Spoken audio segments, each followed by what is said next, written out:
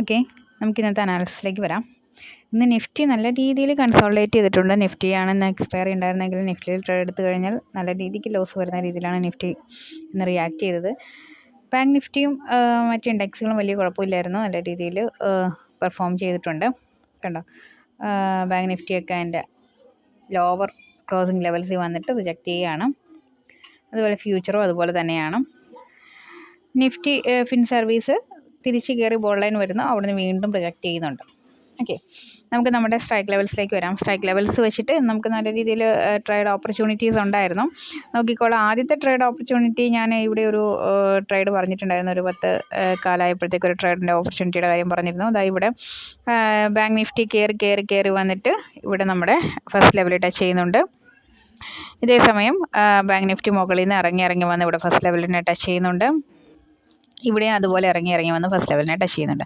So ഇവിടുന്ന് ഒരു P position നമുക്ക് പ്രതീക്ഷിക്കാം. ഓക്കെ, അപ്പോൾ ബാങ്ക് നിഫ്റ്റിയിൽ ഒരു പി പൊസിഷൻ വർക്ക് ചെയ്തിട്ടുണ്ട്, നല്ല രീതിയിൽ വർക്ക് ചെയ്തിട്ടുണ്ട്. നല്ല രീതിയിലല്ല, ഒരു 10% റിട്ടേൺ ഇത് പോയിട്ടുള്ളൂ. കാരണം 10% ഒരു 12% റിട്ടേൺ വരെയൊക്കെ ഇത് പോയതിന് ശേഷം അവിടുന്ന് തിരിച്ച് അടുത്ത ഒരു ഓപ്പർച്യൂണിറ്റി ഇവിടെ ഉണ്ടാകുകയാണ്. തിരിച്ച് സെക്കൻഡ് ലൈനിൽ വന്നിട്ട് ഒരു ഓപ്പർച്യൂണിറ്റി ഉണ്ടാകുന്നത്. അത് കൂടുതൽ നമുക്ക് ഐഡൻറ്റിഫൈ ചെയ്യാൻ പറ്റുന്ന ഫിനിഫ്റ്റിയിലാണ്.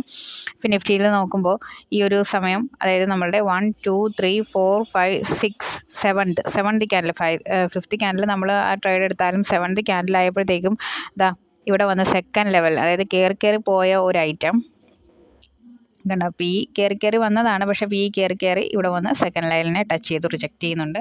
അതേസമയം ഇപ്പോഴത്തും പി അങ്ങനെ തന്നെയാണ്. ഫസ്റ്റ് ലെവലിൽ നിന്ന് റിജക്റ്റ് ചെയ്തൊരു പി ആണ്, പക്ഷേ സെക്കൻഡ് ലൈനിനെ ടച്ച് ചെയ്ത് റിജക്റ്റ് ചെയ്യുകയാണ്. ഇതേസമയം നമ്മളുടെ സി പൊസിഷനും അങ്ങനെ തന്നെയാണ്. ഇവിടെ സെക്കൻഡ് ലൈനിൽ തന്നെയാണ് അവിടെ സസ്റ്റെയിൻ ചെയ്യുന്നത്. സോ ഇവിടുന്ന് തിരിച്ചൊരു റിയാക്ഷൻ നമ്മുടെ ഈ സെക്കൻഡ് ലെവലിൽ നിന്ന് അടുത്ത ഒരു ഓപ്പർച്യൂണിറ്റി ഇവിടെ ഉണ്ടാകുകയാണ് ചെയ്തത്. ഓക്കെ, അങ്ങനെയാണ് നമുക്ക് ആ ഒരു ട്രേഡ് ആക്റ്റീവ് ആകുന്നത്. ഇതിന് ശേഷം അതായത് ഒരു ട്രേഡായി നമ്മുടെ ഫസ്റ്റ് ട്രേഡ് അധികം നേരം നിന്നില്ല. ഈ ഒരു നമ്മൾ ആദ്യം പറഞ്ഞൊരു പി ട്രേഡ് അധികം നേരം നിന്നില്ല. 10% റിട്ടേണിൽ അത് ലോസ് തന്നെ പോയി. കാരണം 10% റിട്ടേൺ അല്ല പ്രതീക്ഷിച്ചത്. സോ അത് എക്സിറ്റ് ചെയ്യാൻ പറ്റിയില്ല. തൊട്ടടുത്ത ക്യാൻഡിൽ രണ്ടാമത്തെ ക്യാൻഡിൽ അടുത്ത ഓപ്പർച്യൂണിറ്റി ആയി പോയത് കൊണ്ടാണ് നമുക്കിതിനെ ക്യാച്ച് ചെയ്യാൻ പറ്റാതെ പോയത്. കണ്ടോ, തൊട്ടടുത്ത ക്യാൻഡിൽ നമുക്ക് സെക്കൻഡ് ലെവൽ ട്രേഡ് ആക്റ്റീവായി ദെൻ തിരിച്ച് ബോൾ ലൈൻ ടച്ച് ചെയ്യുമ്പോൾ അടുത്ത ട്രേഡ് ഓപ്പർച്യൂണിറ്റി വരികയാണ്. കേട്ടോ, ബാങ്ക് നിഫ്റ്റി തിരിച്ച് വന്ന് ഇവിടെ ബോൾ ലൈൻ ടച്ച് ചെയ്യുന്നുണ്ട്. ഇതേ സമയം ഇവിടെ തിരിച്ച് കയറി ബോൾ ലൈൻ ടച്ച് ചെയ്യുന്നുണ്ട്.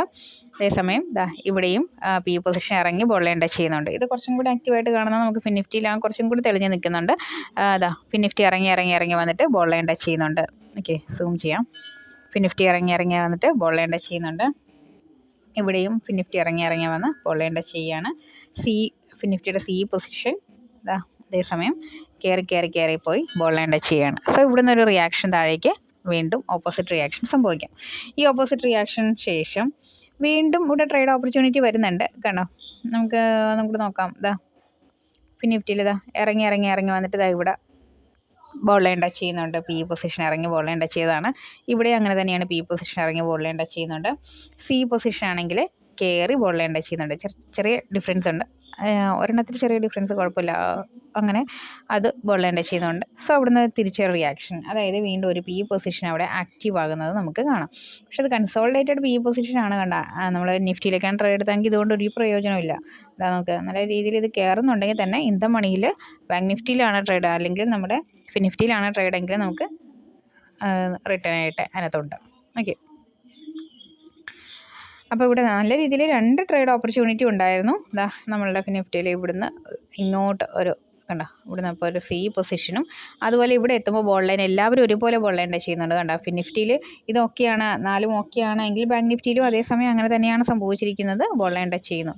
ഓക്കെ, അപ്പോൾ നമുക്കവിടെ ഒരു കൺഫർമേഷൻ തന്നെയുണ്ട്. അപ്പോൾ ഇങ്ങനെയുള്ള ട്രേഡുകളാണെങ്കിൽ നമുക്ക് ഒട്ടും തെറ്റാതെ തന്നെ എടുക്കാൻ പറ്റും. കാരണം ഞാൻ ആദ്യത്തെ ഈ ഒരു ലോസ് ട്രേഡ് വന്നപ്പോഴത്തേക്കും 10% ഞാൻ എക്സിറ്റ് ചെയ്തിരുന്നില്ല.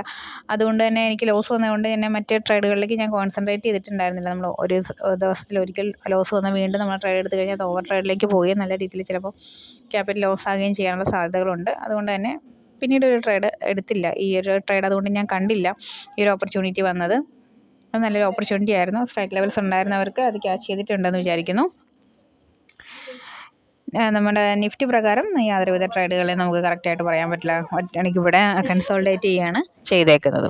ഓക്കെ, അപ്പോൾ ഈ സ്ട്രൈക്ക് ലെവൽസ് വേണമെന്നുണ്ടെങ്കിൽ നമ്മൾ സെപ്പറേറ്റ് കോൺടാക്ട് ചെയ്യണം. ഇൻഡെക്സ് ലെവൽസ് ഫ്രീ ആണ്, അതിൻ്റെ ലിങ്ക് താഴെ കൊടുത്തിട്ടുണ്ട്. എല്ലാവരും ജോയിൻ ചെയ്യാം. ഓക്കെ.